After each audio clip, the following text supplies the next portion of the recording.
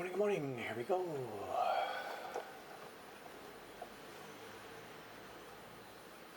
Saturday morning, be a quiet day out there, I think, not quite sure.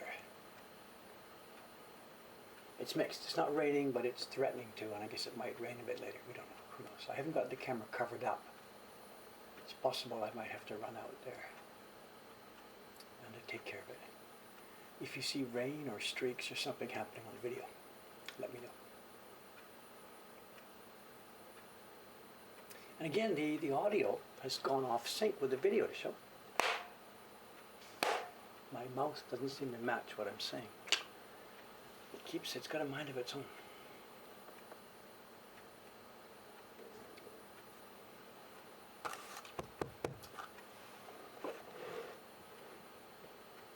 Okay. That should do us. It's a little bit hidden by this stuff, can't be helped.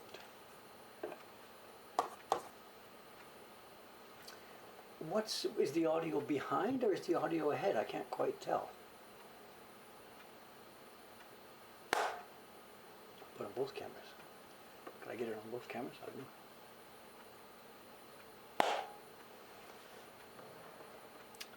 Try and adjust it again later. Okay.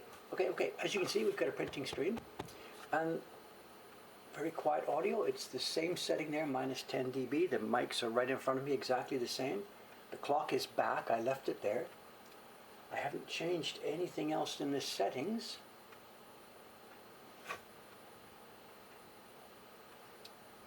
Yeah, I'm not going to muck with stuff. If I myself see a discrepancy between the video on the stream and the audio that I'm hearing. So maybe it's okay. What's going through the computer and in are together, but my video is delayed here, but I hear the real sound. So maybe that's what's happening. So. Okay, today it's a normal printing stream, and this is the last time we're going to see this. I'm down now to the last two colors. I will do this small gradation here on the mountain, and then I'll do the ground gradation on another block after we're finished, and that's it for me. So this block will be finished.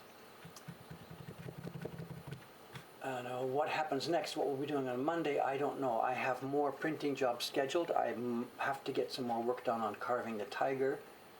But I don't want to break up all this video setup we've got, because next week I'm going to be making a YouTube video here doing printing. So I'm not quite sure what we'll be doing on Monday. Who knows? But for today, it's just going to be one more impression of this. And we've got a good show and tell. We have, I can tease it without talking about it. It's a package that just arrived last night. It's a collection of small prints. There's maybe 30, 40, 50 small prints in here. I haven't seen them yet. I think there's some nice stuff in here. We will find out. We'll discover it together.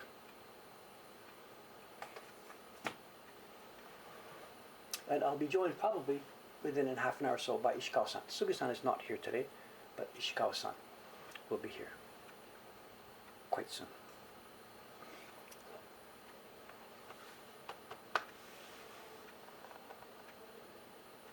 Have I been noticed in real life by tourists? All the time, of course, all the time. All the time. All the time. Not these days, but back in the day. Back in the day. Okay, we're going to have a gradation today, so I got to get set up. We're going to use our little, I saw when I read through the last chat, I realized that a lot of people had been asking about this little piece of wood and what it's for and what was going on. Actually, I think I can just use it without changing it. It's okay. We're going to use the same color. So once we get started with this today, we'll talk about what it is and what's going on and how to use it.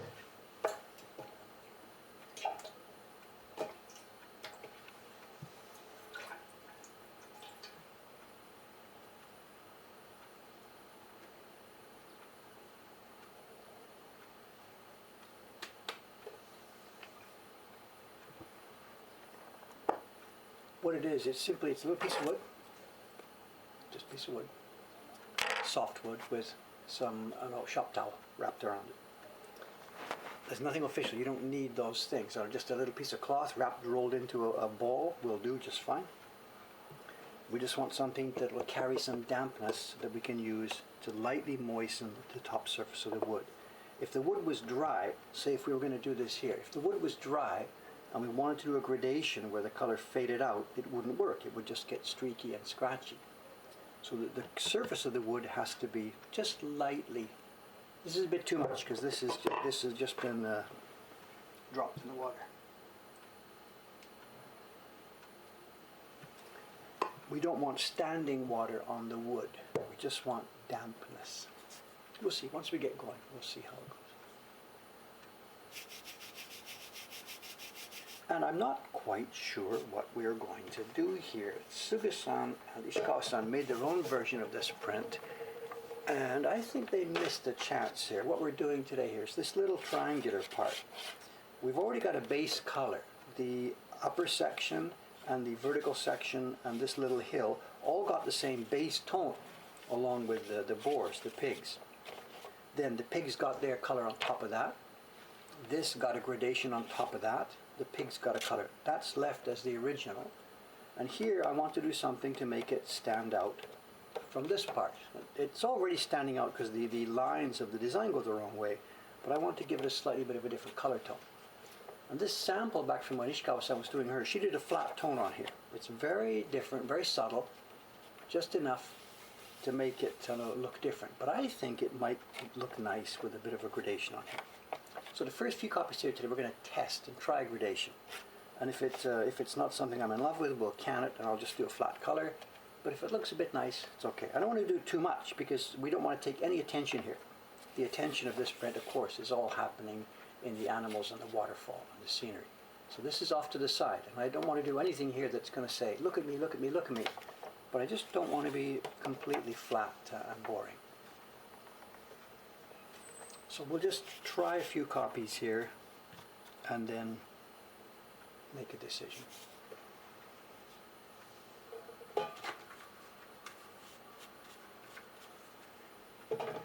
I've said before, we want to make all of our prints exactly the same. The three of us here, Suga-san, Ishikawa-san, and me, we're playing with a little bit of differences. It's okay. And also, we're not finished here. I know, remember, there's a gradation coming on the ground, which I haven't done on my copy. I'll be doing that this afternoon. So when you see my copy come out here in the middle, it won't look exactly like this, because I don't have the contrast here. So at the moment, my pig probably looks darker than the ground. The ground actually is going to be darker than the pig. We'll see. So yeah, maybe someone's going to get a flat hill, someone's going to get a gradation on the hill. We allow ourselves this much on a personality here. Remember, we've adapted Koryusai's image quite a lot already. And theoretically, I know we're supposed to make them all exactly the same. But part of the, job here, is that the printer wants to feel like they're doing something rather than just be a robot. So we allow this level of variation. No one's going to get a pink print and a green print and stuff like this, but whatever.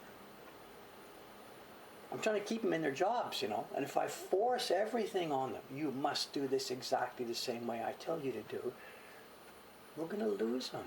We're going to lose them. We need a flexibility here. That's the way we're thinking anyway. So, what we don't allow, and this is really a strict rule, is once she has done her sample, like once I do my sample, I will run to the end, keeping the same thing. I'm not going to do 10 with a gradation, 10 without it, then blue, then green. Get a random bag of crap here. So that's a basic rule here. Once we have decided what to do, we're going to stick with it. But we're allowing a little bit of personality here. And now that I think about it, I think this brush is actually too big. If I do this here, we won't really get a gradation. We'll just get the whole thing tinted. So excuse me, let me go and grab a smaller brush. Hang on one second.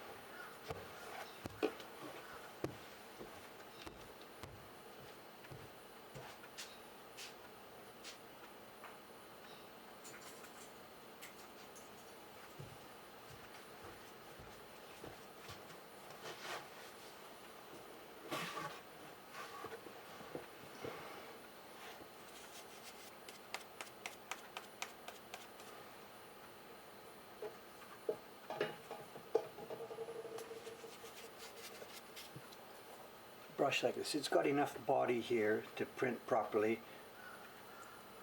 but it's not. You know, you get the idea. If I printed here, it fills quickly and the whole thing would soon be covered up.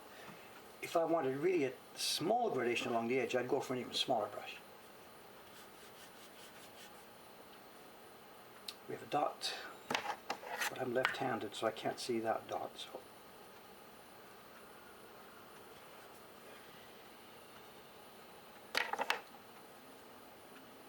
Dot tells me pigment on this side.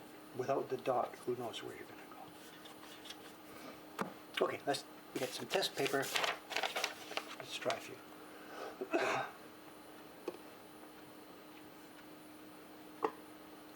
That air conditioner.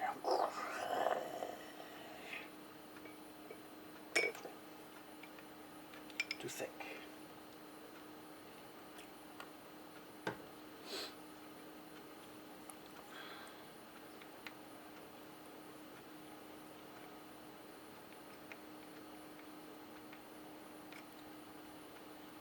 Yeah, Mr. Flyfish is talking about this. You know, that's the artist part of this. You got to know when to cut and run. That's the stress between the artist and the designer and the publisher.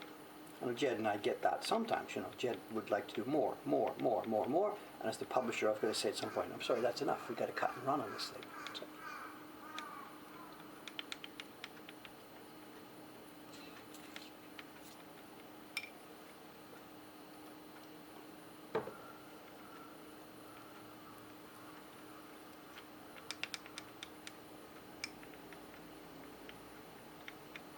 We live next to the Don Quixote, so.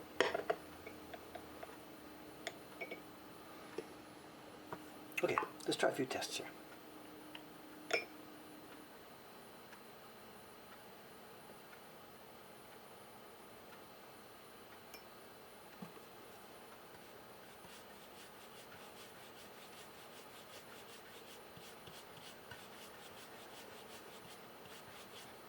Well, there's barely any pigment in the brush yet, so it will show, but just barely.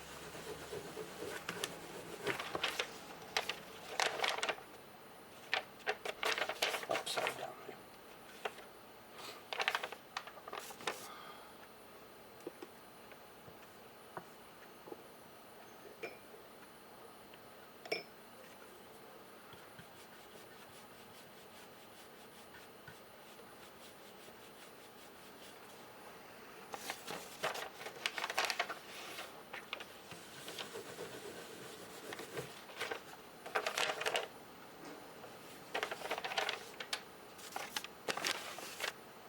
Let's put one on a print and see what it looks like.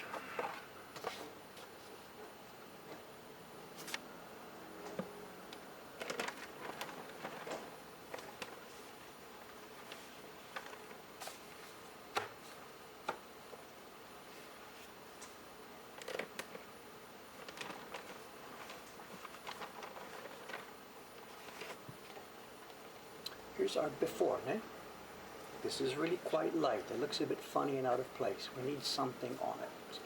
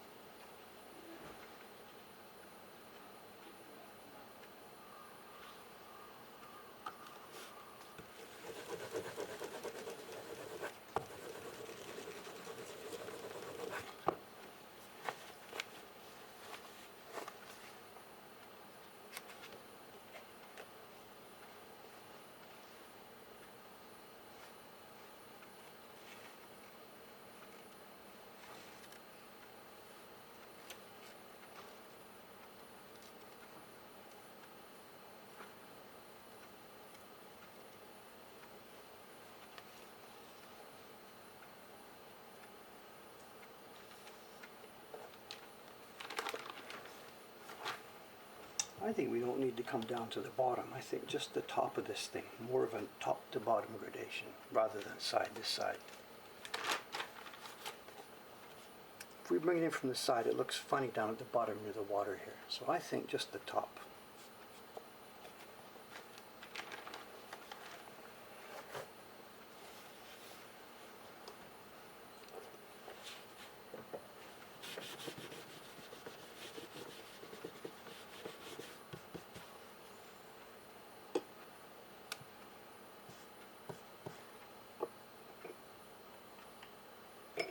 If I'm going to do just the top, it might be better with the other brush. If we're going to do the distance this way instead of that way, it might make sense to use the other brush now, because this brush doesn't have enough depth to come halfway down that thing.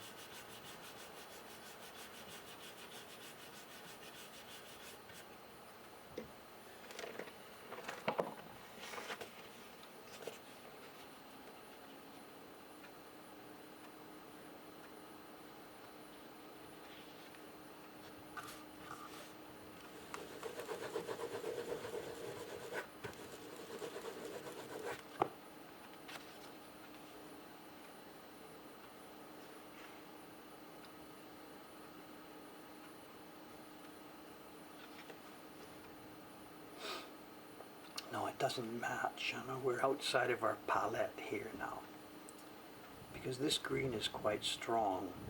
This green now with so much black in it, it doesn't play together well.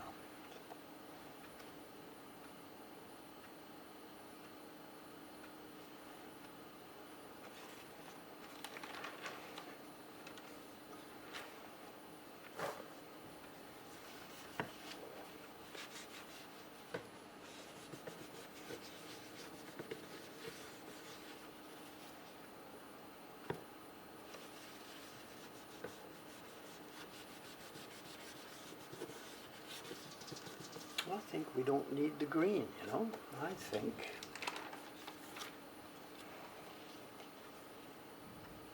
think if we just take the green out of that, the greens don't play together well.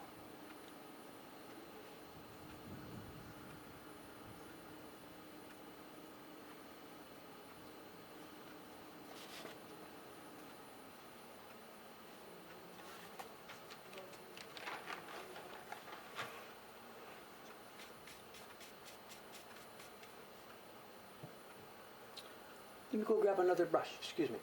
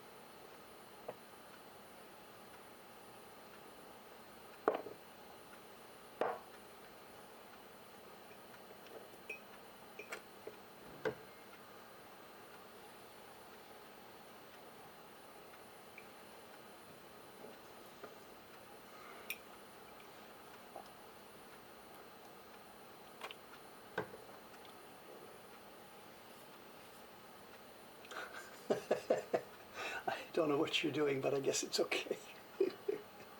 Just don't do anything that's going to get me in trouble here.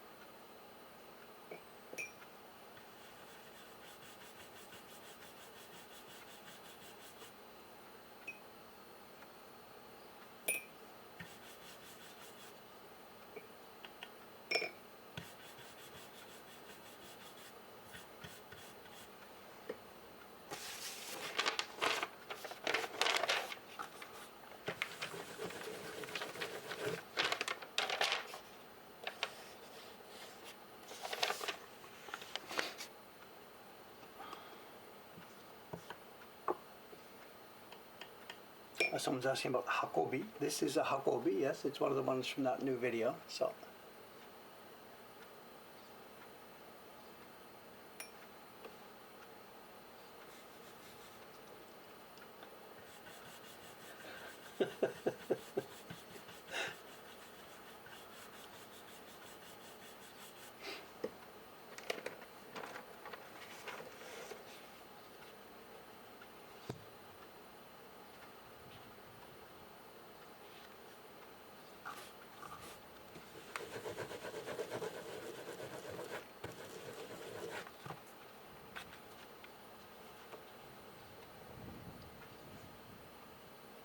before and after.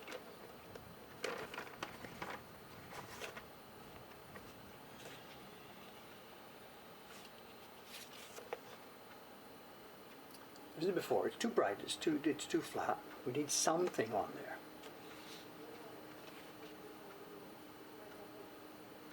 That's not enough gradation. Not enough difference between the top and the bottom.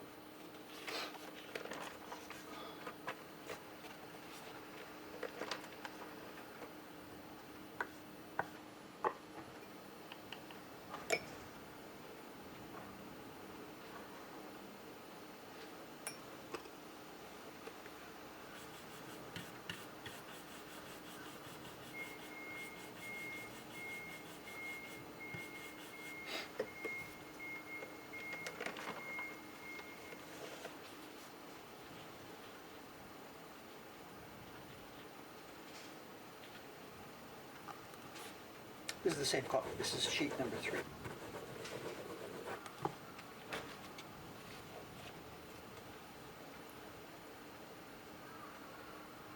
I think something like that, you know, the more we think about it, we want it to disappear. We don't want it to catch attention. It's got to have some three-dimensional and something to bring it forward so it's different from the one in the back. I think just something like this, that's all. Again, compared to without it, this is with nothing. And this is with something. Too bright, too bare, looks like it's not finished. And this one, I think we're okay. I don't know, it's one of those things that if you can't see it, you're okay. If you notice it, it's probably not good. So we'll just go with this, I think. Watching sausages get made. If you keep out of the kitchen.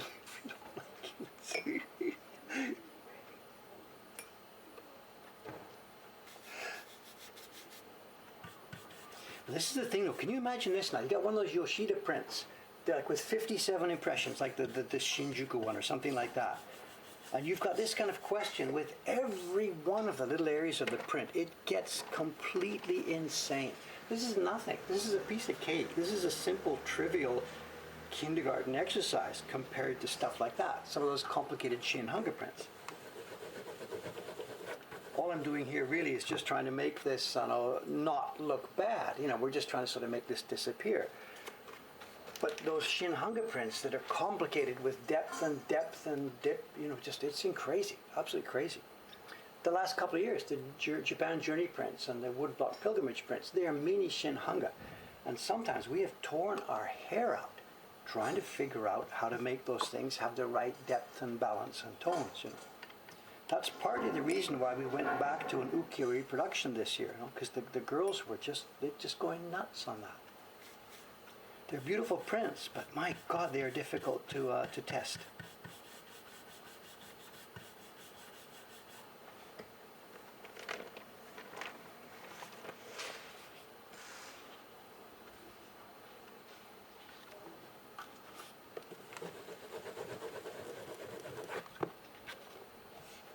Yeah, we're fine. It's now disappeared. It's totally okay. I'm good with this. My only thing now, if I'm careless and if I let it get too far down, it will just be a solid gray block. So that's the risk here now.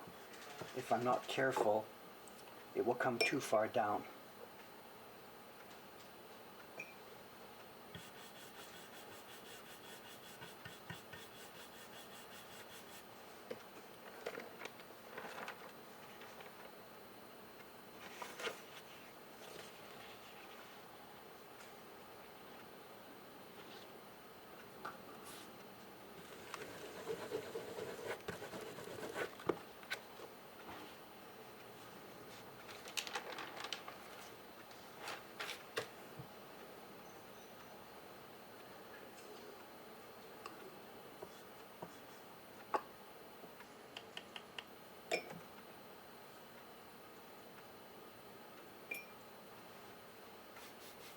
But the ground is not finished. This print is not finished yet. There's at least one more impression. And another one there's one more for sure on the ground, and then one more that I'm thinking about that I may put in. I'm not quite sure yet.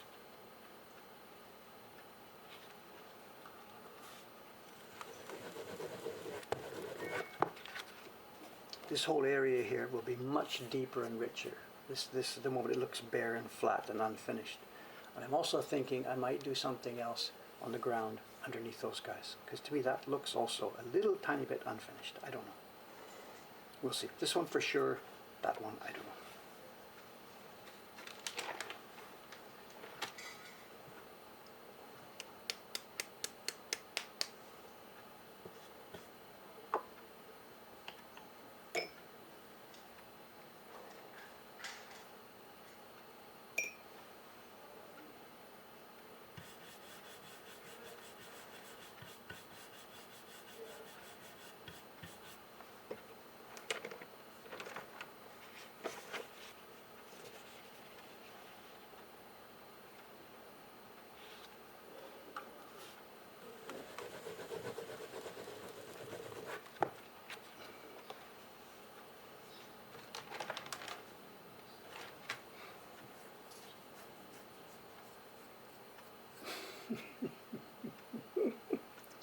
Everybody's got an opinion on the color. That's fine. That's okay.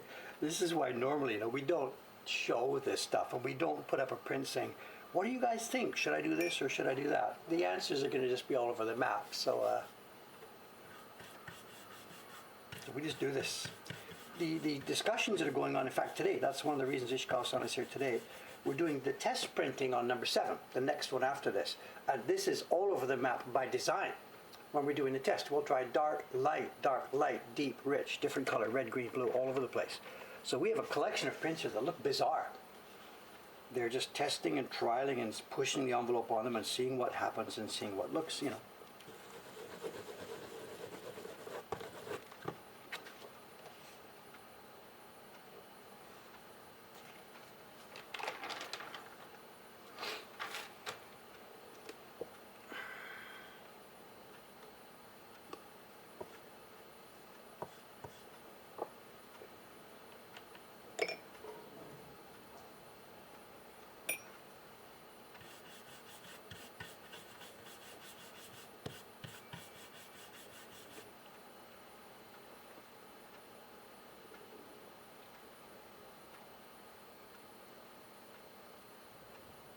How's your Japanese?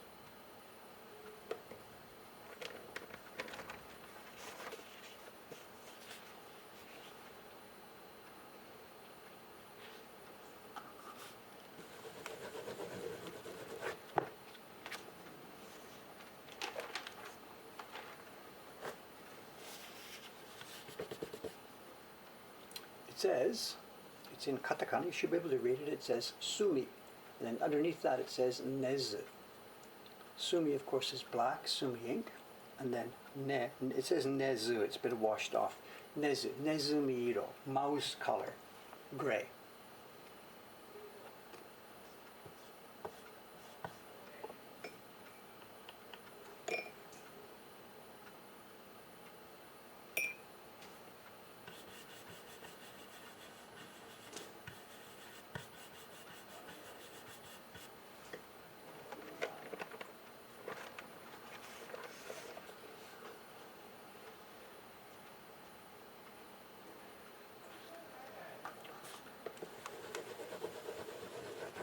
But from what I see in my newspapers recently, if there's anybody here from Australia, they don't want to hear me talk about mouse and mice. Some astonishing pictures in the newspapers. Incredible, Australia. What a crazy country.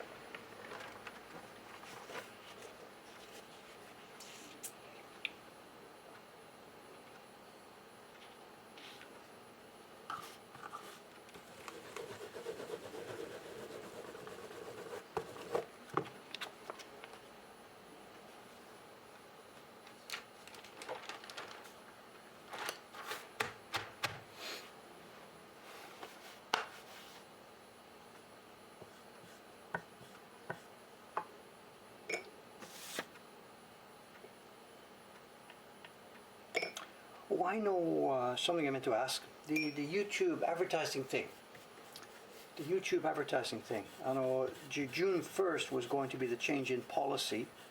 YouTube had announced they were going to start running ads all over the place, even on people that didn't want them. And they also were not going to be sharing the revenue.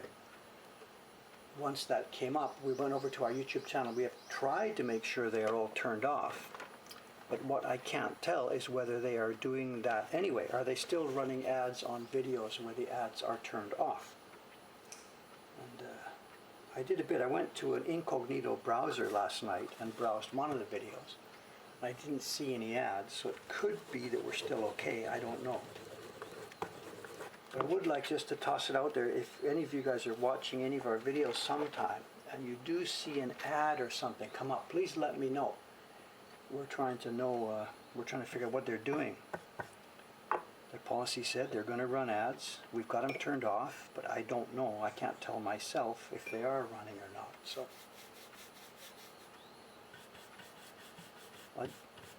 you're talking about YouTube Premium as a user. We're talking about YouTube as a creator. I have ads turned off as a creator. Ads turned off on our channel.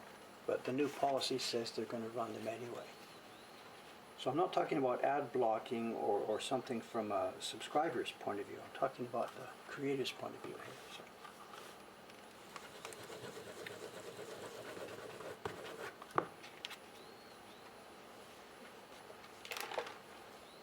Anyway, just simply, if you're watching one of our videos and you see an ad, please let me know. I'd like to know how this is playing out. I'd like to know how it's working.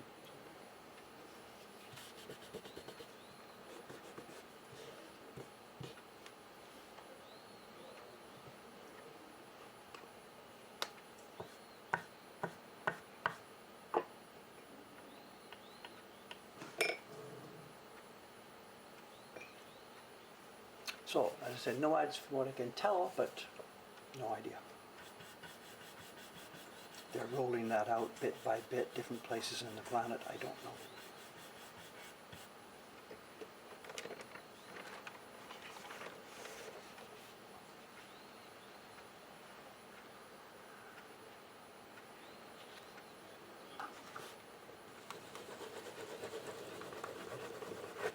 There's also another aspect to that, you know, the play button thing. You remember what happened half a year ago or so, or a year ago maybe? I don't remember. Last summer, we crossed our threshold. We had 100,000 subscribers on the YouTube channel. I was kind of excited. Wow, I'm going to get a play button. You know, one of those silver play buttons that I can put on the back wall or something behind me, and you can see how famous I am. Whatever. And I looked around, and I didn't get a play button, and I looked around and looked around. It turns out you had to be a YouTube partner. You have to be signed up to be a YouTube in the YouTube partner program. Otherwise, no play button for you, little boy. So we just said, well, whatever, forget it. We weren't signed up. And then now, because of this advertising change, I have signed up for the YouTube partner program. As I said, I've signed them up and turned them all off, so I don't know. So does that make me eligible for a play button or not? I don't know. I don't know how many subscribers we have right now, but it's well over 100,000. So.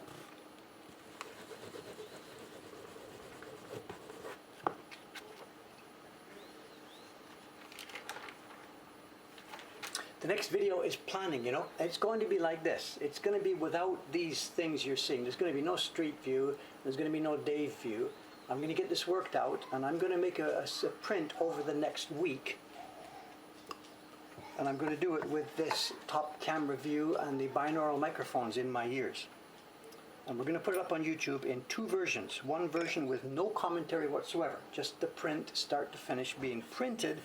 And then another version, exactly the same video, exactly the same visual material, but with my commentary for people that want to understand what's going on. You know, what's this cloth for? What's going on? What are you doing? You know.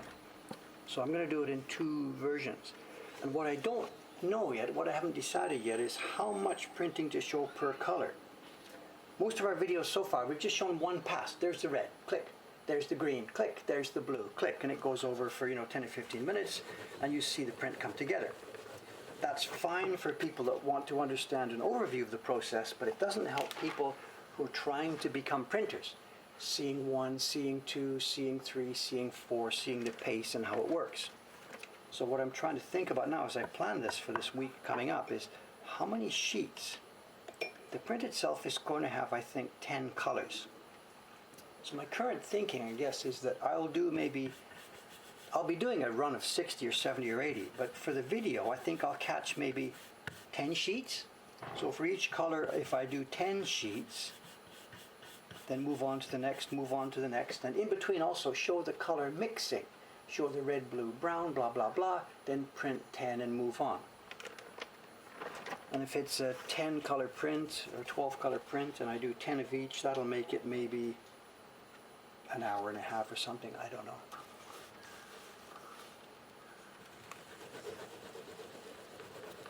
So I will be doing the video work for that over the next week. And we are out of stock of one of the portraits prints. I mean, we're out of stock as in zero, and there is now customers waiting. So I have been told that I am printing next week our portraits number 2. It's the parody of, what's the guy's name? Ganon. It's the parody of Ganon, and I'll be printing that next week.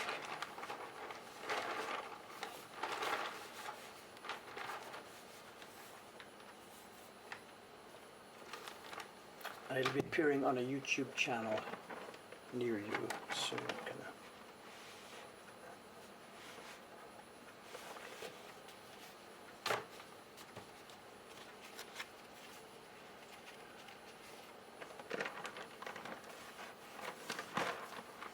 So anyway, there's 80 copies in here today. For those of you who don't know what's happening here, there's 80 sheets. I've got 20 at a time. And with 20 sheets, newspaper 20, newspaper 20, newspaper to keep the moisture control. So I've just now finished the first 20 sheets. I've just moved over the newspaper, which is getting a bit dry. I'll now do 20 more, then newspaper, and 20 more, and newspaper.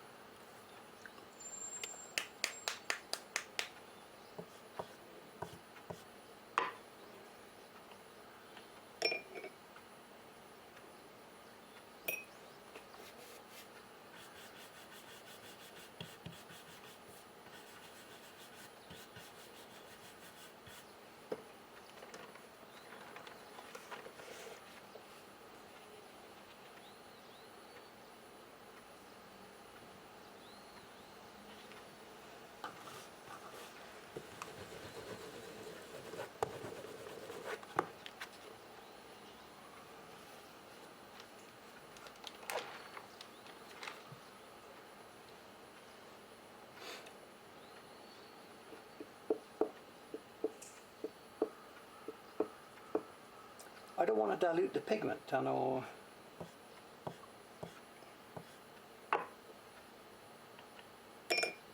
it's already really, really thin pigment. So the paste goes down there, pigment goes up there, they blend together, and the blending point then becomes completely invisible. And this thing actually is still, it's a bit wetter than it should be actually, Huntley. This thing is still a bit too wet actually.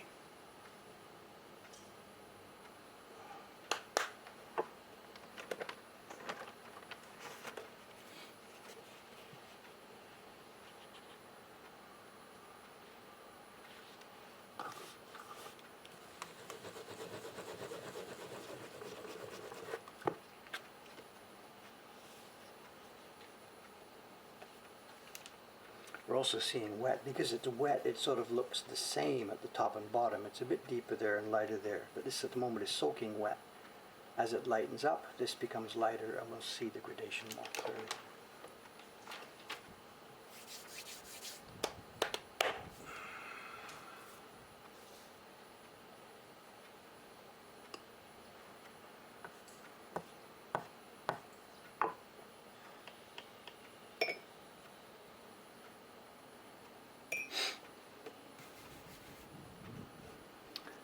Big prints.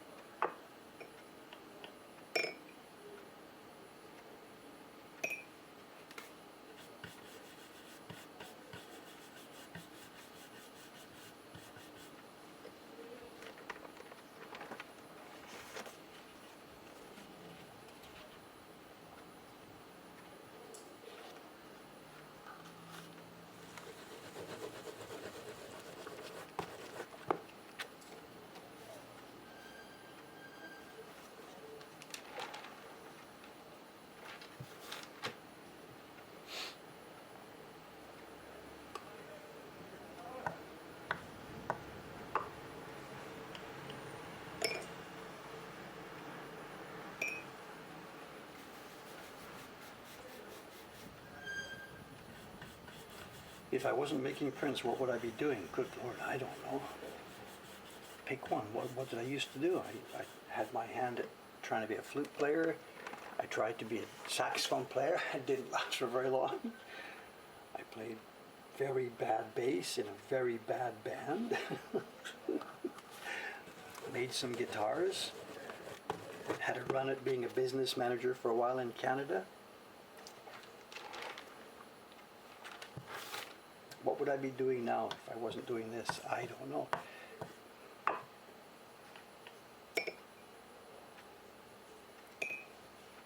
I know that's not so much past, that's future. You know, what am I going to be doing when I'm no longer able to do this? I don't know, you know. I do have a kind of a problem in my eye, and it may not be all, you know, it may not be possible to continue this all the way along. Some music maybe, I don't know. Write, there's lots of stuff I'd like to write. That video from a couple of months ago, you know, the meaning of life, that one. I'd like to do a lot more like that. So if I wasn't able to make prints, or something went wrong, or this whole thing just collapsed and time to move on, do something else, then I got no problem with finding something to do.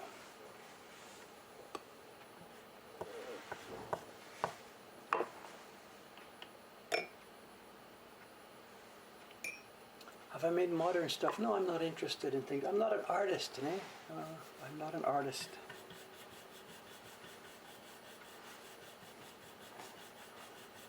The kind of prints that we make here at Mokahonkan, they're defined by my personality, which is very quiet, unobtrusive. We don't make a lot of noise here.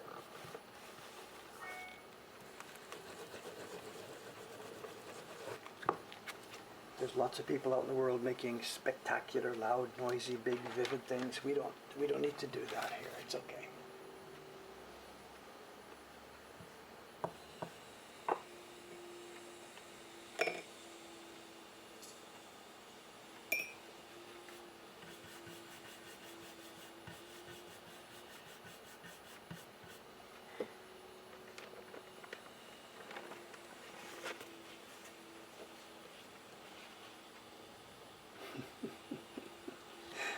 Someone's talking about migrating to Japan, and good luck on that.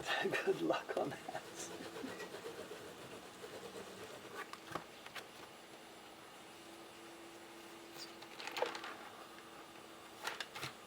Do I see the words Jethro Tull here? It's funny, I was thinking about that the other day, you know. This video that I'm talking about making next week, the version that wouldn't have any narration would just be nothing happening. You're just going to watch this again and again and again and again. And when I was thinking about that, a comment, I was on Skype the other night with my brother. My brother's Skyped from Germany. He's in Germany waiting to get back home to Thailand. His home is in Thailand, whereas his wife is. And he's stuck in Germany because of you know. So he phoned and chatted the other night, and he said, he said something funny. He talked about the last video, the video where we made the Hakobi, the Tokibo. And whatever, I'm not trying to insult him, but he didn't think it was very good. He thought it was very boring, and it was not interesting, and that, you know, it wasn't up to the kind of standard of the recent videos that we've made. And that's okay, whatever, it's not supposed to be the same kind of video. It was a tutorial video for people who are trying to make a specific tool, so that's okay. But it made me think, this one I do next week, the video I'm going to make next week, was just going to have nothing happening. Absolutely nothing, nothing, nothing, nothing, nothing. So what I was thinking, it's the seed of an idea, and once I do the editing and get it all ready, what I want to do is clip like 2 seconds from Thick as a Brick, the Jethro Tull album. I want to clip the first 2 seconds of that album and put them at the front of my video. Now that's probably going to cause copyright problems, so I'm probably not going to do this, because the last thing I want is to lose trouble, blah, blah, blah, blah, blah. But the idea is to put the first 2 seconds, and I don't know if you know the album, somebody's mentioned Jethro Tull, so there's some kind of a Jethro Tull fan here. And if you're a Jethro Tull fan, you'll probably know Thick as a Brick, and John's got it here, yes, of course.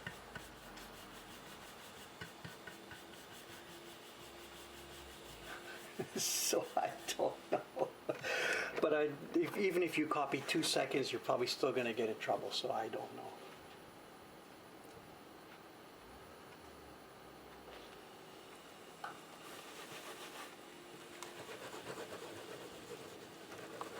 John got that, but how many other people in this stream knew that?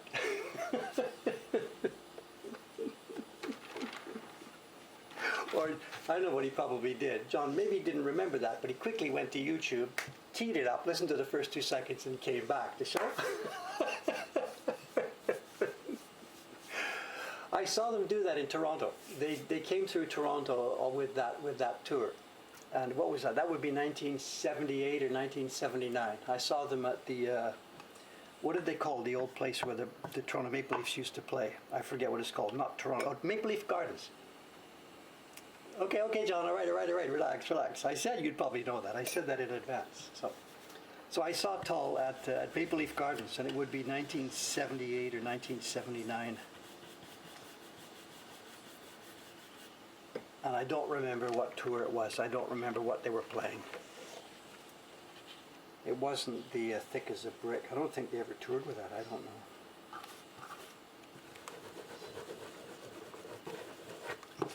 I don't know what it was. Aqualung. I don't know. No idea.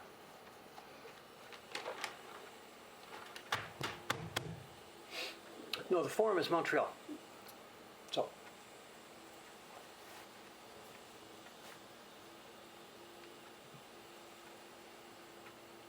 The other thing too, when I went to that concert, I had my ticket in advance, whatever, so I had my ticket. And getting near Maple Leaf Gardens, it's crowded, coming out of the subway, blah, blah, blah, come on. As we come close to Maple Leaf Gardens, outside in front, there's a busker. If you stood looking at the front door of Maple Leaf Gardens, it would be at the left-hand corner. The crowd comes up from Yonge Street. And there was a busker standing there. And he had like a hat covering his face. You couldn't really see who it was. It's a tall guy, skinny, and he had a guitar. And you couldn't see his face. And he was doing a one-man version on the guitar of Thick as a Brick. And this guy was good at this, and everybody like stood and, how can you do that? One guy with one guitar, how's he making those effects and whatever? And he was doing a one-man, one solo guitar version of Thick as a Brick.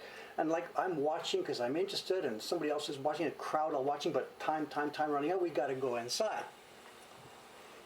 And I wonder, I have no idea, this is completely 100% hypothetical speculation. I wonder if that was Anderson, I don't know, who had come out front, disguised, whatever, to goof off for a while for all the people that were coming in. I have no idea, I've never heard anything about that. That is 100% meaningless speculation. But the thinking was there, that's exactly, oops, talked too much, put the pigment at the wrong end here. So.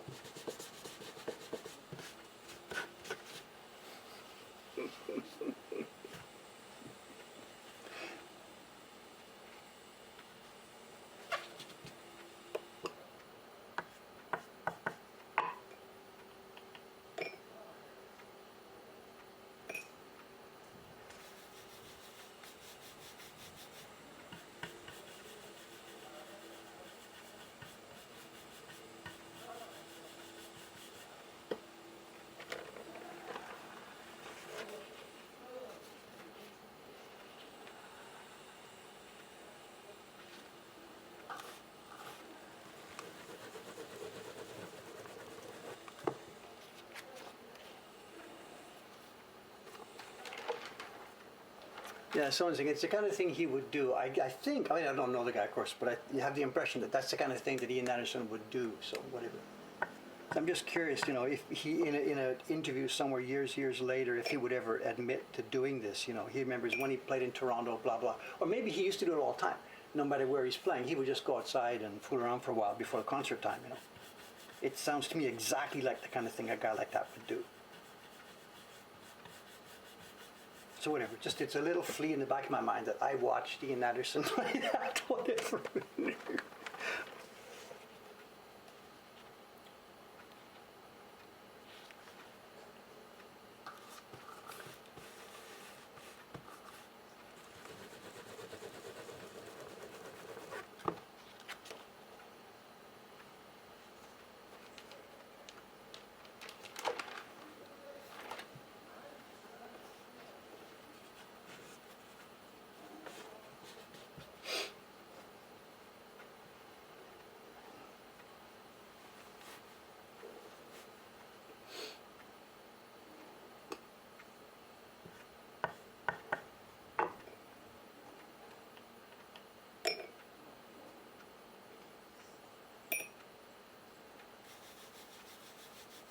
kind of music to listen to these days? Nothing. I'm sorry, my current life these days doesn't have any room for that sort of thing at all. I don't know.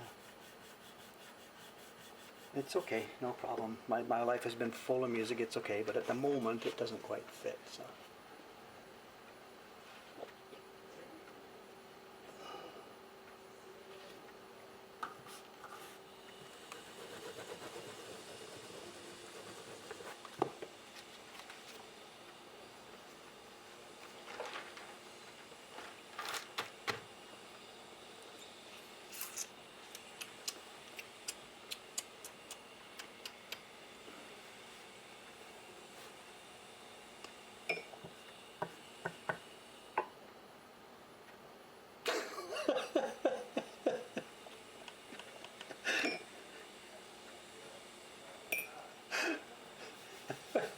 John's learning all the little ins and outs of Twitch, right? So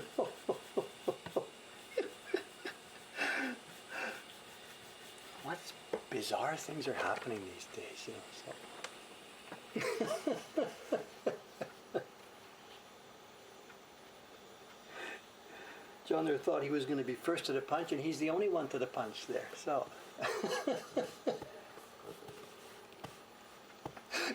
So, you're the only one. Unique, guy. Hey, interesting. We may be old, but we're obviously quick on the take here, you know. Teaching old dogs new tricks. What's the phrase? John, we're going to let you run with it. That's fine. Is my mother here today? I don't know.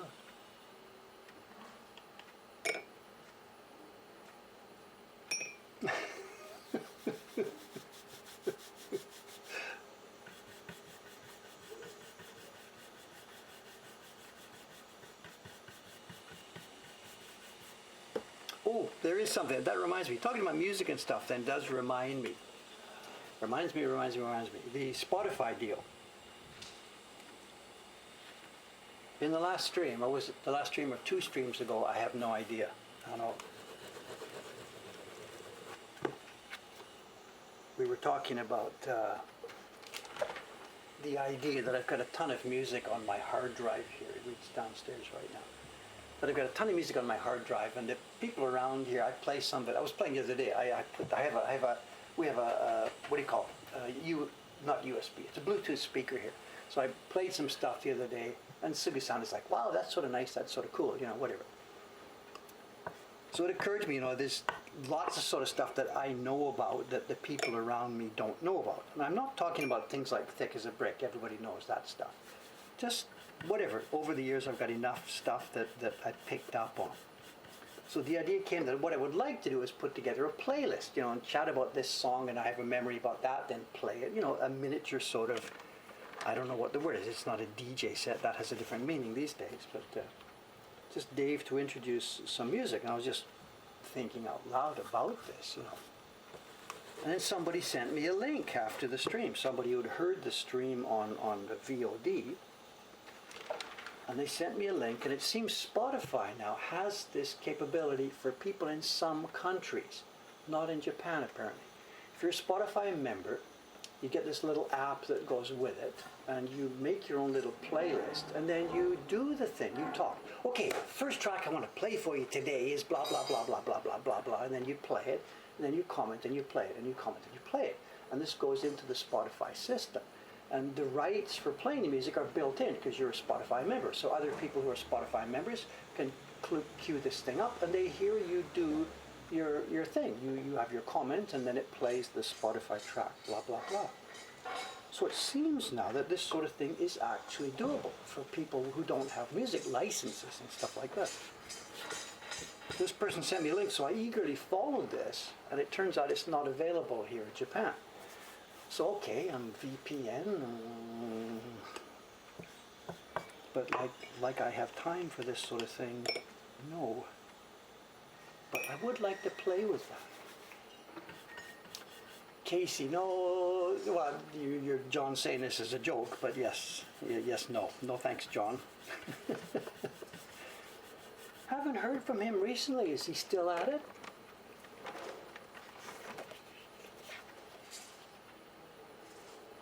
Not that I'm following, but whatever.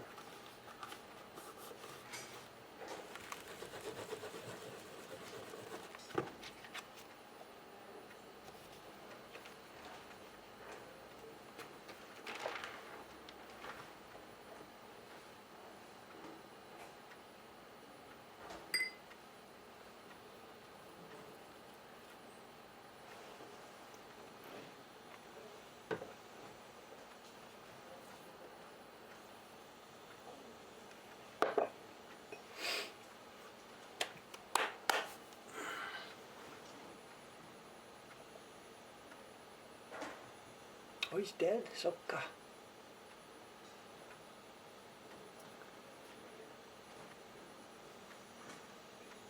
Yeah, I know. I gotta be careful. John is saying anybody that knows music like Dave. I don't. I'm not actually, I know.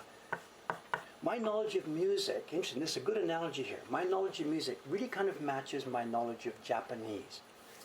I never went to school here. Kids in Japan, they learn speaking and whatever at home first, and they go to school, and you learn this group, you learn this group, you learn this group, and by the time you come out of school, you've learned the full palette of the Japanese language and the words and stuff like that, so you can see the full clear picture. Dave didn't go to school and isn't going to school and doesn't go to school, so Dave heard this and learned this 1 point. Dave saw this character, learned this character 1 point. So my knowledge of the Japanese language and everything else, nuances, is very pointillistic, like one of those paintings that's got just little points. You can sort of get the whole picture, you can function, you can see what this is, but you're missing 99% of the actual detail and stuff. I don't know what percent, doesn't matter, but the point is there. My knowledge of Japanese is very touchy and spotty, with some areas are hugely blank.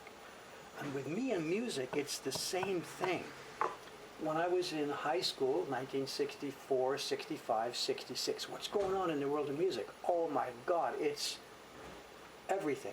I missed it. I didn't listen to that. That stuff is no good. It's junk. I don't listen to that crap pop music. So I wiped it out.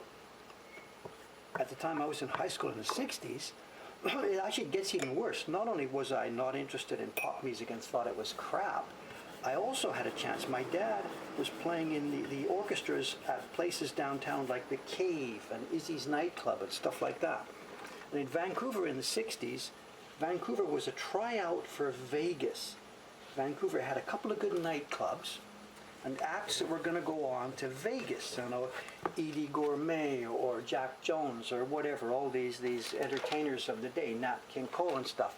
They ran their show in Vancouver first, and then once they're cleared off, they went to Vegas. And my dad was in the orchestra at the Cave, the Fraser McPherson Orchestra that was playing at the Cave. I used to go downtown, go to my little woodwind quintet practice or go to my youth orchestra practice. There's no buses back to where we live, so I walk over to the Cave nightclub. I go in the back door. I know them, they know who I am, and I sit backstage while my dad and Eddie Gourmet, whatever, they're on stage doing their stuff, and I'm like, bunch of noise. I was the biggest freaking stupidest snob, and when I look back at it now, oh my God, Nat King Cole. I could have sat there at the side of the stage, watched the guy, could have drunk it in, could have got up and said hello to the guy. I just blew it out. I'm sitting there in one corner, none of that stuff. But the show was over. Come on, let's go home, Dad. Let's get out of here. That's how much of an idiot kid I was, you know. So don't talk about Dave's wonderful knowledge of rich music. As I got older, I look back on this stuff. Now, Eddie Gourmet, I cannot get enough of her. She's gone, but if you're nuts, whatever, when she sings, then there's something wrong with you. But I missed it.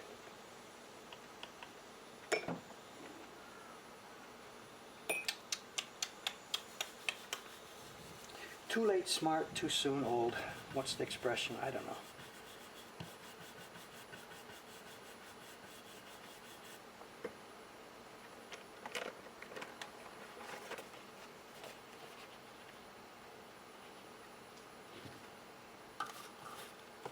I remember too, one night in the car, we had a little Volkswagen going back and forth, little Volkswagen. And we're in the car going home from this thing. It's like 11:30 or 12 or 12:30. We're all full of smoke because the nightclub was dense smoke. And we're going back in the car to home, you know. And I remember Dad asking one night, I guess maybe it had been Edie Gourmet or no, it was the tall girl with the legs. I know, just a minute. The girl who used to be with Ellington, I know. Lena Horne. I mean, a chance of a lifetime to be backstage. Anyway, we're going home, and he said something like, I'm 15 years old or 16, and it seems I'm not really interested in girls so much, it seems. I was just too shy. I'm playing flute. I'm a skinny little kid. And my dad, he must have actually, when I think about it now, like, oh my God, my kid's gay or something. He wants to play flute, and he just doesn't care about this stuff, whatever. He never said anything about this, but it's there, you know, or maybe his band friends were joking, who's the kid, you know, whatever. And he asked me in the car on the way home, and maybe it was Lena Horne or something like this. And he said, her voice, you know, doesn't it, just like it, he's saying, like, doesn't it make your nuts just, and I'm like, what? And for sure, he must have thought, oh my God, my kid is gay. He doesn't get this, you know. He never, ever said anything about that. But I remember that kind of conversation happening, you know. And he must have just, whatever, he respected his own music world, but he respected mine enough that he never dissed me. He didn't say, come on, classical, throw away the Mozart. He never, ever said anything like that. Never. But in his mind, he must have thought, oh my God, there's this glorious thing here, and my son, who has the chance to do this, my son just doesn't get this. You know? And he never, ever criticized me or said anything bad or anything. You know? Turned out I wasn't gay, for what it's worth. You know, now when I hear Lena Horne's voice, I react the way everybody should react, whatever. So.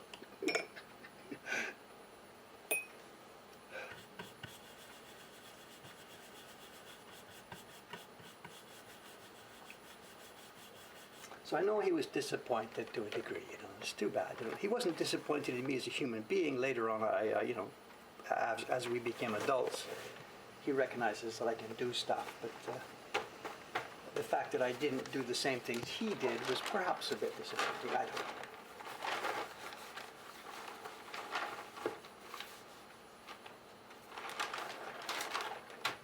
We were okay later on.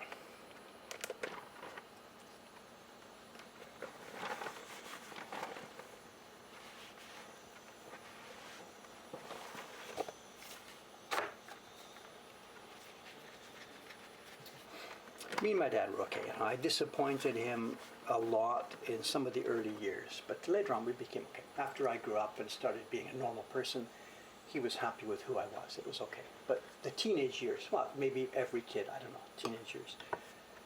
The teens and 20s, me and my dad, just whatever. There was nothing there. So, yeah, I'm on you. 5 minutes show and tell. Can you see my eyes keep going up to the corner there? I'm watching this, so yeah, keep reminding me, but whatever. So.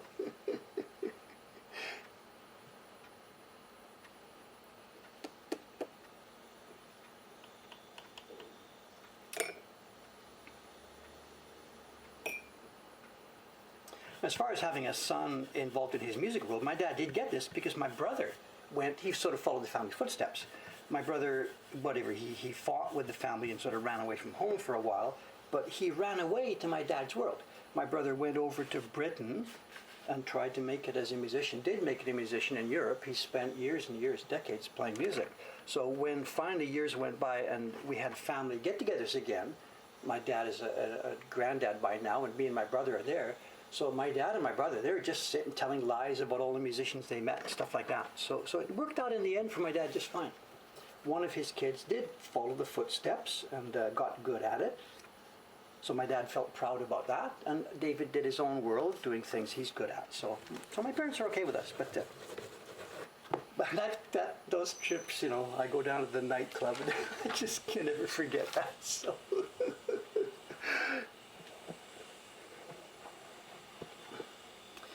It wasn't just my dad. The whole high school was sure I was gay. I used to get called Queen and the F-A-G word. I used to get that all the time because I was a skinny kid. I played flute. I rode a bicycle to school. Boys didn't ride bicycles to school. You know, I rode a bike to school. So the school was absolutely convinced. You know, I didn't even know what it meant, but whatever. my mom's listening. I'm saying nothing bad about this whatsoever. I have huge respect for my dad. Absolutely. I'm saying nothing bad here at all. Absolutely nothing bad here at all.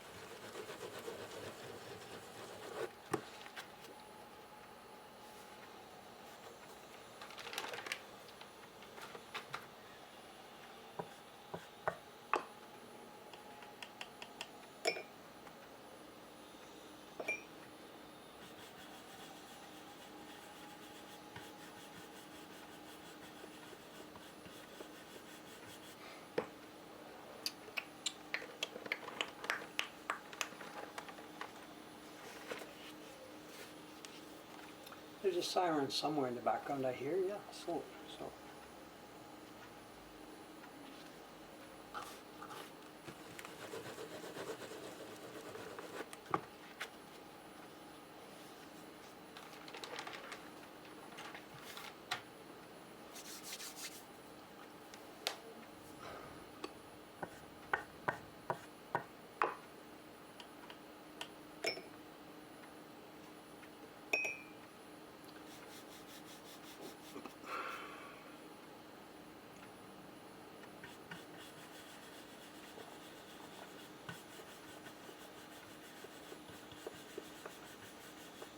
Okay, I guess this is the last copy we're going to do here this morning, because I see it's 9:15.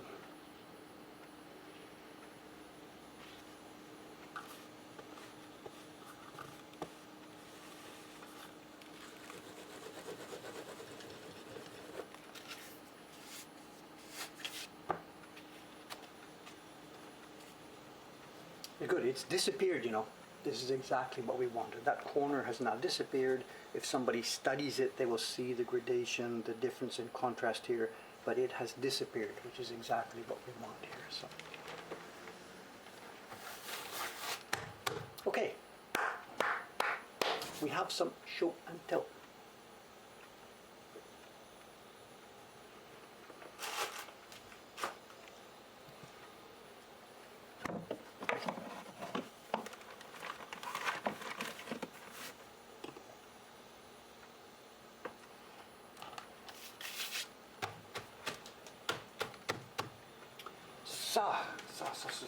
Oh, so before I do something funny, you know, I got a message from Ome City. It came in the mail. It was one of these secret things. You peel it up and open it up. This came from Ome City the other day.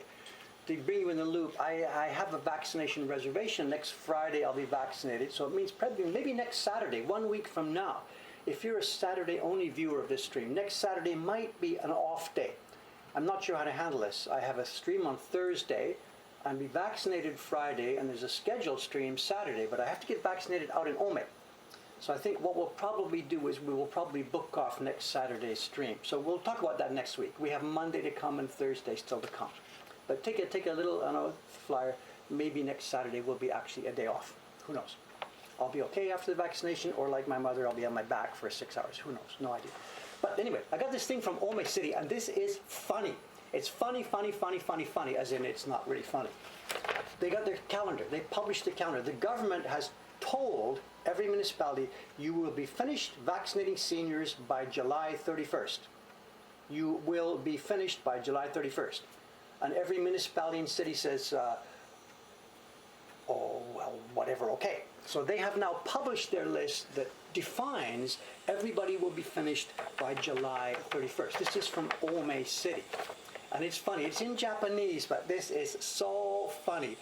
I was online, you saw me online the other day on the 31st. This is the Internet Reservation Days. On the 31st, you can make your reservation for the times here. And I did that, right? I made my reservation on the 31st for the 11th. Then the next one, we've been doing this. That was the 5th time. We've been doing this month by month, week by week by week by week.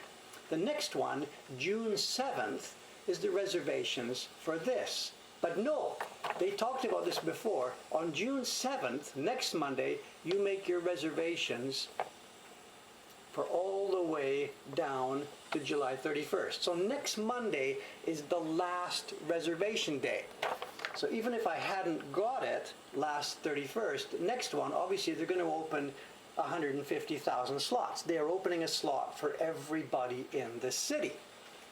Whether they can actually do it or not, I have no idea what's going to happen, but anyway, there it is. Ishikawa-san is here. ちょうどストリームタイムですね。ストリームタイムじゃなくてショーンテルタイム。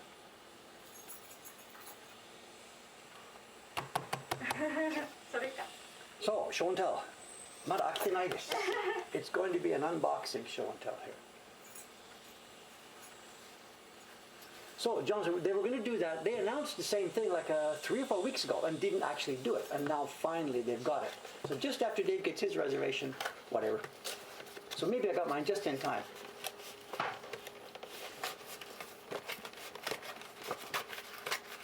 And whether they can do it or not, it's an open question. Simply the government has told them, you will be finished by July 31st or else. Okay, what we've got here is a conglomerate package. 2 or 3 weeks ago, I did some bidding in Yahoo Auction on some small match label prints. Some guy who doesn't even know what he's got, he must have scored a stupendous collection of them. Dozens and dozens and dozens and dozens and dozens and dozens of sets. And he has broken up the collection and he's put them on auction, group at a time. I just don't do that, guy. Just put it up and let those of us who are desperate go for it. But that's not what he's done. He's put them up a group at a time. There's some more coming tonight. So a lot of people want these. So the prices are going up and up and up and up and up. Anyway, so that it came the other night. There was, I don't know how many. There were 10 of these groups up one night a couple of weeks ago. I bid and won 3 or 4 of the groups, and that's what we're going to see here. But lots, I had to let it go by. They were just getting way, way, way too expensive. So let's have a look and see what we have here.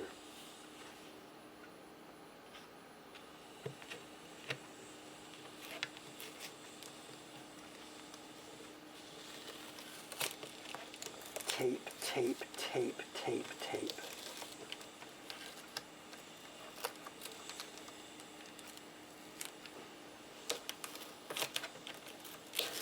Oh, sure.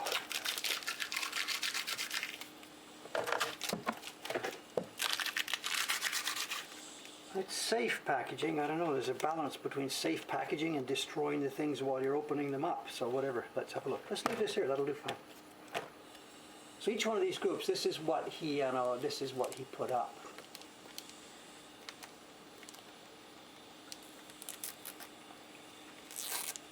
Flyfish is talking about bidding on an auction here. So the ones that I mentioned in the last stream, they are all still sitting there. They're coming up again tonight.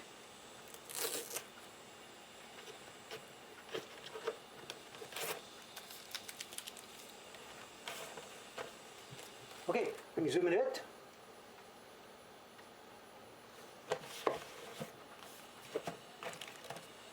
Is this a good location? Hey, good. So somebody's saying maybe the price will go down if nobody buys. That's what I'm waiting for.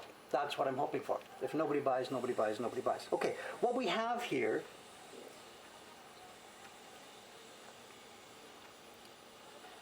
it seems to be a survey of famous historical characters from Japanese history. Ishikawa-san can actually help me with some of this. It is indeed. It's a survey. Oh, there's even females here. Wow. I was going to say it's a survey of historical people and historical guys in Japan.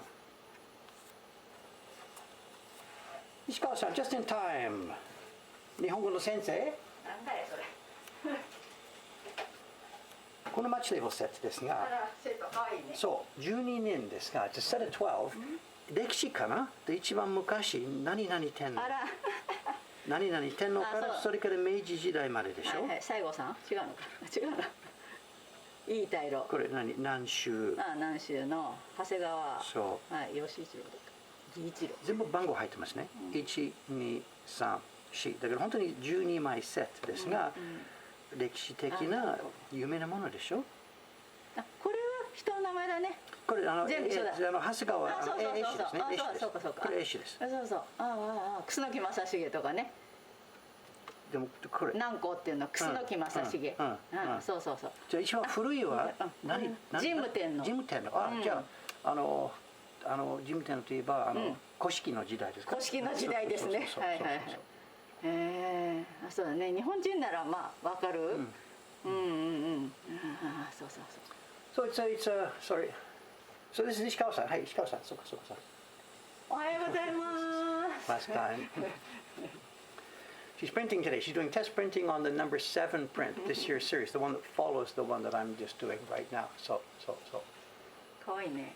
綺麗でしょ。結構綺麗に。これもね、こっちもね。これもこれから開けますが、でもこの中に印刷物も入ってるかどうかわからないでしょ。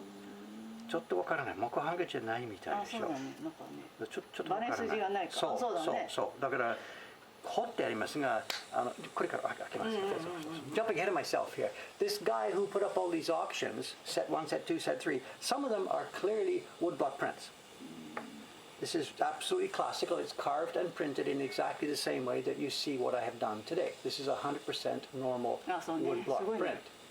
But some of the other ones this guy had in his auction, she's curious now, they may not be fully woodblock prints. Some of them look like they're carved, but they may be press printed. We'll see. And that's why I'm hesitant. This guy's got some more on tonight's auctions, but it's difficult to tell actually what they are. This is extreme, isn't it? Yeah. This is not my wife. This is so. よく言われるね。She's happily married with a family and daughter, and she's a grandmother. そう。乗ってるか。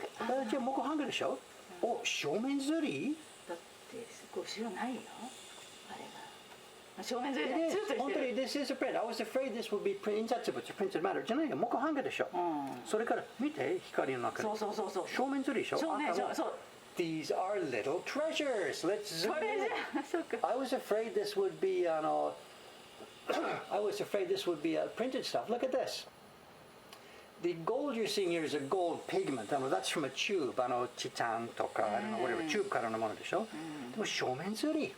ここもねこれね。 They've put shiny on the black and the red. These 七福神。そうだね。 Let's get these historical figures. They can go back to their historical figure.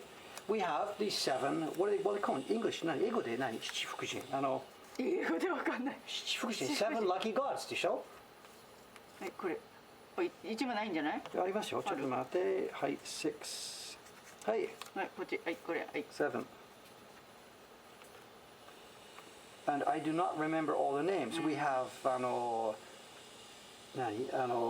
大黒。弁天、そうだね、弁天 We 様。 have 大黒、それから恵比寿、恵比寿、弁天。弁天。 And that's as far as my knowledge takes me. Who knows the 7 lucky gods? 7 gods of fortune. Which ones can we recognize? これは恵比寿、弁天、長寿老人とかね。長寿老人とか。 Mr. Rangaksha, you know your numbers here. Come on, let's go, let's go. 石川さんのストリームいつから始まりますか？そう。Off to Google. Hey, this is modern. I don't know when these are going to be made. The first group, I should have chatted about that a bit. There's no actual date on the set, but from knowing about these things and who the artist, this is Hasegawa, the designer. This is the first decade of Showa. If I had to guess a single date, I would say Showa 8 or something like that, Showa 10. But I don't know anything closer than that. This is the first decade of Showa. This is pre-war. This is the late 1920s, early 1930s. This guy has this collection, and whether they're all from the same era or not, I don't know. Somebody's got it. I don't know the order here. Ebisu, Hote, or Daikoku, same guy. Benzaiten, Daikokuten, Bishamonten. There's no way I'm going to be able to order these. Photographs coming, and they're going to be up on the website. Very nice.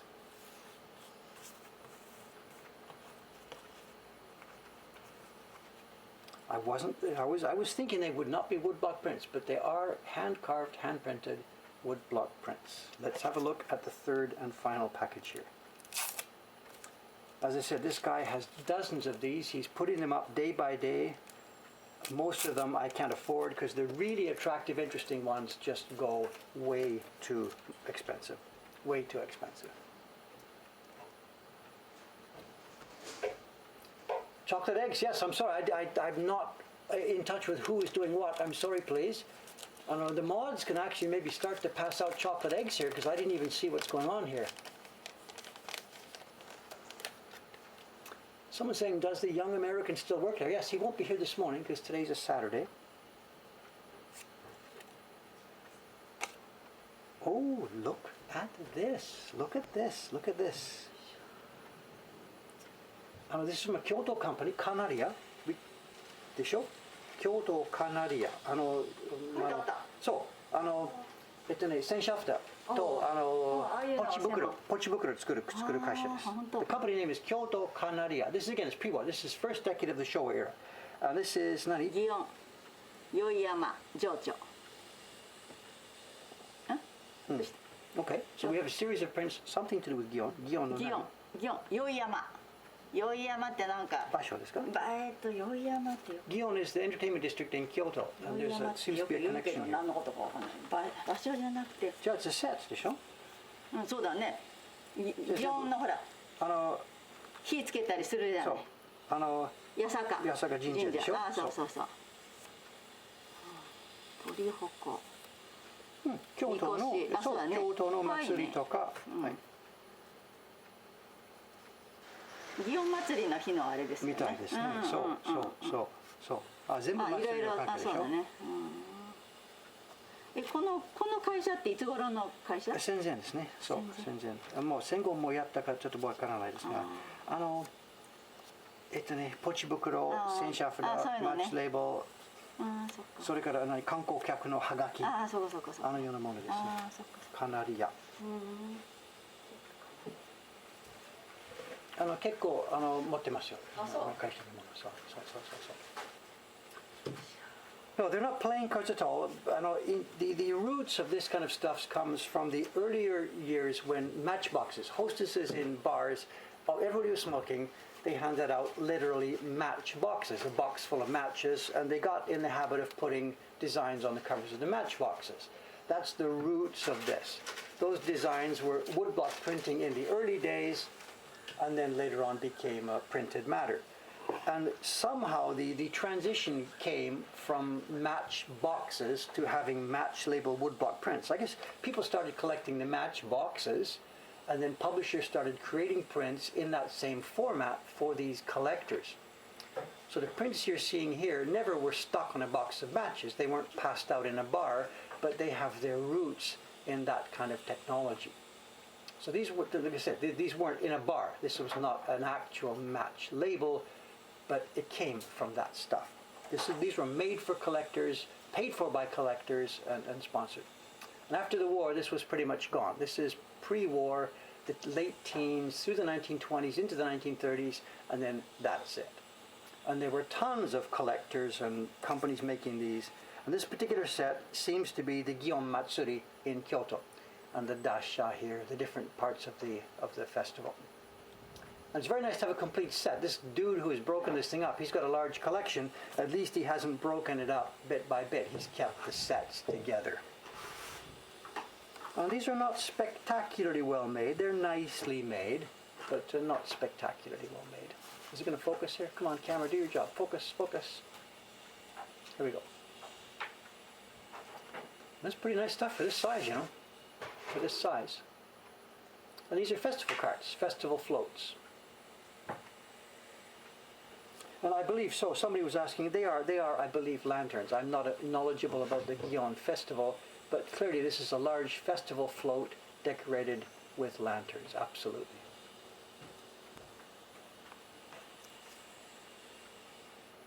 I'm sure if you go online for Google now, and if you look for Gion Matsuri, you will probably find some very similar scenes, because obviously they don't change that often. We can see the same thing. It must be the design of the carts, with lanterns all over the front. And they weren't made one by one. Nobody carved a wood block this size and then the printer sat there printing like this one by one. They were made in groups, ganged up. A set of 12 like this could have been done on one wood block, or maybe they were done 6 at a time. They would have been carved, you know, side by side on one piece of wood, and they would probably line them up so that the ones that had, like this, so the ones that had a blue gradation, for example, at the top, would have been put side by side on one block. So you could print that blue gradation all together. You can see this. So they would have used a common sense method of laying them out, printed them, bang, bang, bang, all together, and then sliced them up. And that's exactly the same way. Ishikawa-san, last month, 2 months ago, she made a set of our little own yokai miniatures. And she made them on one sheet of paper, and then we sliced them up and packaged them separately. So you can see how it would work like this. And we have some blocks in the storeroom over in Ome of prints like this, you know, original wood blocks for this kind of stuff. And maybe, who knows, we could actually make some reprints from them one day. Who knows? What did this cost be? Let's have a peek. I can bring up the auction page in 1 second here.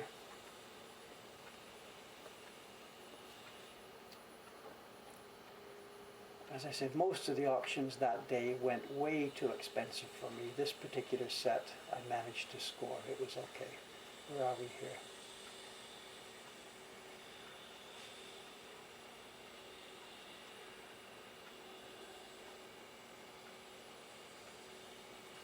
Here we are, can I? Just a sec, let me get this here. So here we go.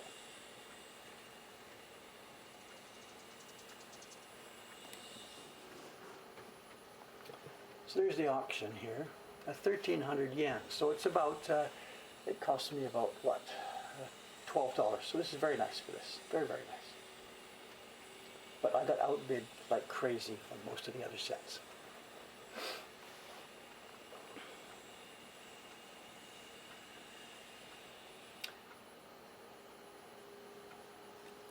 Okay, there we go. It's nice, I think. Very good. These will go into the collection, and of course we will be very carefully photographing these and putting them up. I'm not quite sure right now what Watanabe-san's time for the next little while. She's going to be trying to get our flea market back together. Our flea market online has been totally annihilated the last few days. We did a mailing 3 or 4 days ago, and the flea market now, we're down to about 30% of the prints that were in there. So Watanabe-san, come Monday, Tuesday, Wednesday, she is going to be absolutely trying to get some more on this. This auction this day, I got 6 sets. What you've seen here is 1, 2, 3 of them.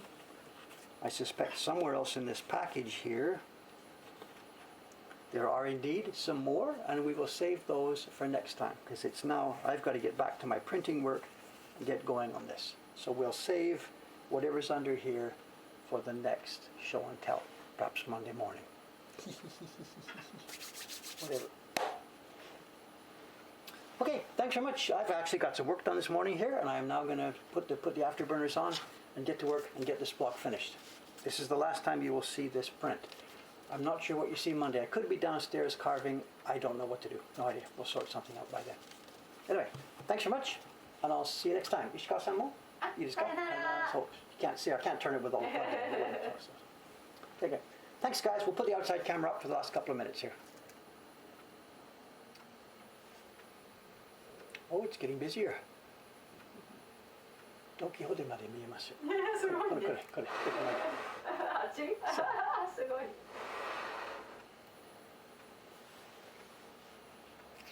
Oh, someone's worried they won't see the finished print. I'll keep one around so we can see what it looks like, but I'm saying I won't be working on it. I won't be printing it on Monday, but it'll be finished by then. So, yeah. Okay, there we go. Okay, gang, thanks very much. Signing off. See you next time. Bye for now.